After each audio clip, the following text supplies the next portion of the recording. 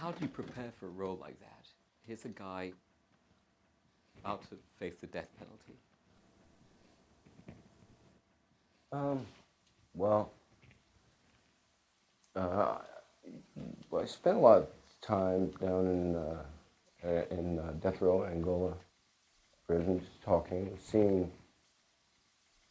A lot of times with this, it's seeing what'll get in there. If you go down there in search of collection, I think it, can be a toolkit for affectation a lot of times. So much of valuable preparation to me is time, is spending a lot of time and not trying to prepare, but being around a thing. And then if something's well written, which I felt that this script was very well written, Tim Robbins' script, it will affect you. You let it work on you more than you work on it. And I think that this movie was particular, and that as I remember, for me, the process of it was almost entirely related to what I just said, which is putting yourself around certain people, around the accent, around the socioeconomic class, around the clothes, around the stuff. And then bit by bit letting yourself adopt that stuff. But really so much of it was in the script. It was really, this was a very, my choices felt very off the page. What surprised you about Death Row?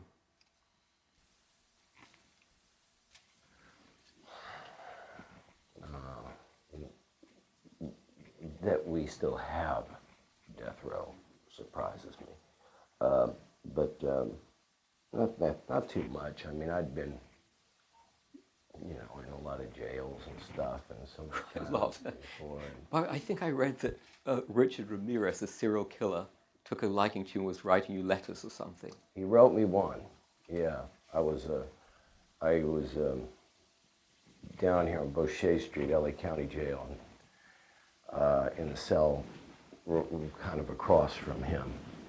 And after about a month of, seeing each other around and all of that, he wanted my autograph. So he sent one of the deputies over. Deputy came to my cell, told me, hey, Richard Ramirez wants your autograph. I didn't trust the deputy because I'd gotten in some trouble inside there, and just passing a piece of paper is contraband. So you can get extra days for that. And I already had extra days. I didn't want more extra days. So I said, bring the sergeant down here, and I'll talk to him. And if he approves it, then I want him to write something first, and then I'll write him something back. So the sergeant came down and approved it and signed off on the approval because I didn't trust them. So they went over to Ramirez, and this guard basically wanted to play Cupid in some way. We were both on 24 lockdowns.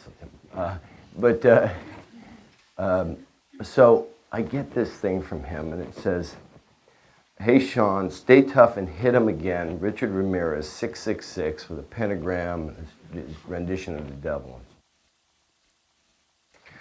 So, okay, I got a souvenir from Boucher Street. Okay, so I wrote him. I said, Richard, it's impossible to be incarcerated and not feel a certain kinship with your fellow inmates. Well, Richard, I've done the impossible. I feel absolutely no kinship with you. And I hope gas descends upon you before sanity does. It'll be a kinder way out. So, they gave it to him.